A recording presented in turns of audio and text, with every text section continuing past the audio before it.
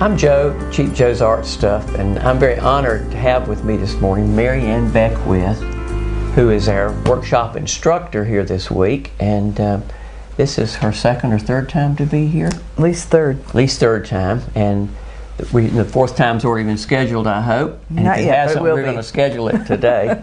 But Mary Ann's one of our favorite artists in the whole world, and we're just so happy to have her here. And we're just visiting here today. So Mary Ann, welcome to Cheap Joe's. Thanks so much. It's so much fun to be here. Now you're from where? I'm from Upper Michigan. Upper Michigan. Right.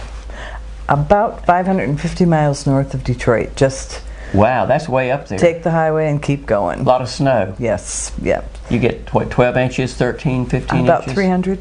300 About inches 300, of snow yeah. a year. A year. Oh my goodness. Yes. I thought we got quite a bit, but Well, you see, when You've you got melt us that made. snow, that's the water for watercolor. yeah. Oh, that's pure water. Do you have That's to do right. only snow scenes with that, snow or can you do scenes other and- things No, you with can it? do other things with it. You can do other but- things with that water Right. from snow. How Right. about that? Well, that's a good thing for our customers Right. to know that they could use that other stuff too. Snow works.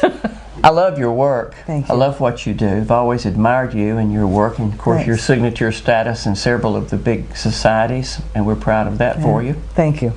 What brought you to art? Well, my parents traveled all over the country, and I went to 8 grade schools, 4 high schools, and the thing that was always constant in my life was either a coloring book, sketchbook, crayons, pencils, and that was my best friend.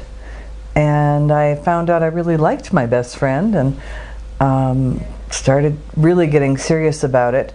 And in about my 3rd year of high school, we ran into an art teacher who said, she can come and take classes with the old ladies, and I did.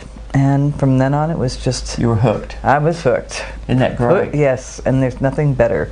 It's a great way to be. And having set in on your class this week, you're just an extraordinary teacher. You give so much, and Thanks. everybody's there just soaking it up and having such a good time. You evidently really enjoy teaching.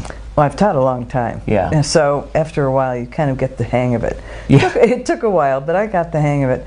And I have learned so much from other teachers, and I think they taught me how to teach, because I've always loved this workshop thing. And I hope it just lives on forever and ever and ever, because of the fact that teachers share with one another their information, we share it with the students, and the students bring us things that they know. So it's a really wonderful cycle of learning and new things being introduced all the way around. What a great way to look at it. Yes. And of course your name and your art will live on forever and ever.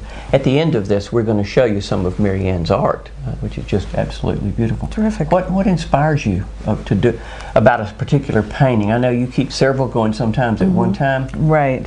And then something spurs you to go do a certain direction or take a certain direction with it. Right. Well, I actually start 6 or 7 paintings in a morning. Okay. So we really, and I get my people out there working, so they're starting several options in a morning. And then I wait until one speaks to me and start working on that, develop the idea behind that. Part of it is a belief in my life. I believe in anything I want to communicate, I'd like to have be positive and to be something that inspires or elevates people or makes their day better. That's what I want my art to be. I think there's enough darkness in the world, and always has been, so let's keep it light and make it something that really is soul-provoking for people. Oh, that's a great philosophy. I like that. So we start several paintings in a morning, and I may be working on one painting now, and in 20 minutes it may be drying, and another painting is in the works. Sure. And 30 minutes later, a third painting is getting a special treatment of some sort. So that's the way I like to work. I really don't work on one at a time, but Right. I work on many at a time. So when my portfolio came down here, it was chock full of stuff. So well, your work is inspiring. When I see your work, and I begin to try to, how in the world did she do this? How did she do this? And then I see the process, and it's so much fun. It's a fun way to paint. And one time a friend told me that what you've done, Mary Ann, is you create an environment of happiness in the workshop. You really do. You create an environment of making them, it inspires them. They want to go do what you're doing, and not necessarily like you're doing, as you tell them, don't paint like I do, paint like. Right. But you do that. And this friend told me one time, said, when you create a happy environment, you become part of it. Isn't that a fun? That's what It's you true. do. You do such a great job Absolutely of true. that. And you can get really way too serious about art too. Of course. But art should be playing and letting out that inner spirit within each person. And if they're in an inhibited environment, they won't do that. No. But if they're in an environment where they're comfortable, they're happy, and you help do that too here, because I've never been anywhere where every morning there's a present on the table. I really liked it today.